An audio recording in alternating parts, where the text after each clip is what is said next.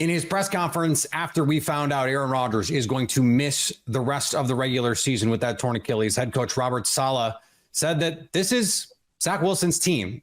And though we have reporting of veterans being called potentially behind the scenes, for right now, this is Zach Wilson's team. Emphasis on right now. Kyle Krabs from Locked On NFL Scouting joins me now. And Kyle, from a front office perspective, from a team building perspective, I know why Robert Saleh is saying this is Zach Wilson's team, because they're going to try and win games with this guy.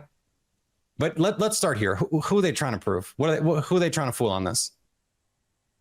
Probably just trying to salvage a really unfortunate situation when you think about, okay, if you did want to go out and bring a quarterback in, the quarterbacks who are on the street right now are on the street for a reason, right? Either because they're at the end of their own respective careers, or they're players who have really struggled. Think about like Carson Wentz as an example of a quarterback who has just not been able to find his footing since Philadelphia moved on from him. Those guys are out there for a reason at this point. You've already lost a second-round pick for Aaron Rodgers in the upcoming NFL draft. So you're talking about trading for a quarterback. What kind of draft capital would you want to commit, especially with how aggressive you have been in bringing names into the fray and adding spending? And I understand Aaron Rodgers structured his contract in a certain way for 2023 to allow them salary cap flexibility, and they can carry that over if they need to. So there's a lot of moving parts here. But trying to make it work with Zach Wilson comes back to what draft pick you spent to get him in the first place, the fact that he's been here and been in-house, and you're trying to salvage some of the sunk costs that you're looking at right now for this window that you put yourself into when you acquired a 39-year-old Aaron Rodgers.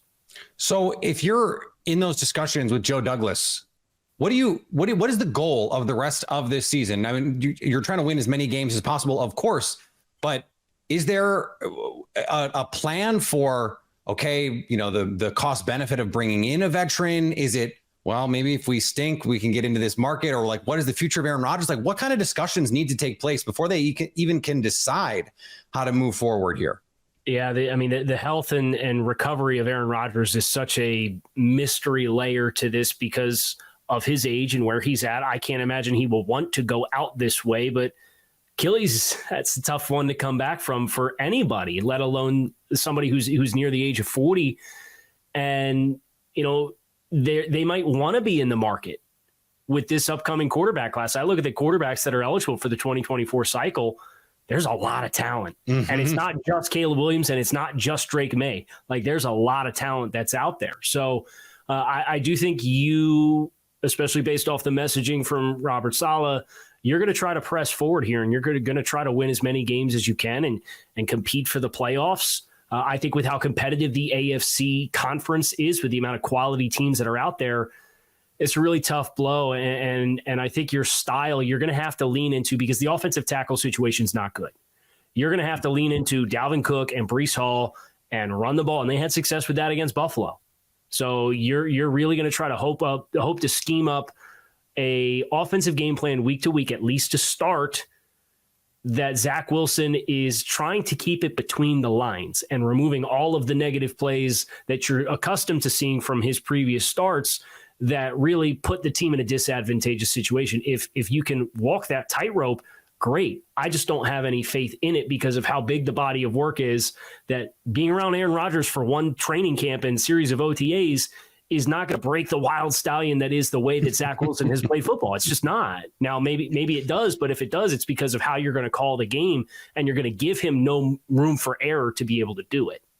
Do we have to go back and look at how this offseason was handled from Joe Douglas' standpoint? You look at the first-round pick, for example, you take a pass rusher on a defense that's already loaded, rather than, let's say, an offensive tackle. Broderick Jones could have been available, a skill position player who could have made life a little easier for Aaron Rodgers. Like, do we have to go back now and think, oh, was this put together the right way? Understanding now everyone's going, wait, this offensive line was a mess.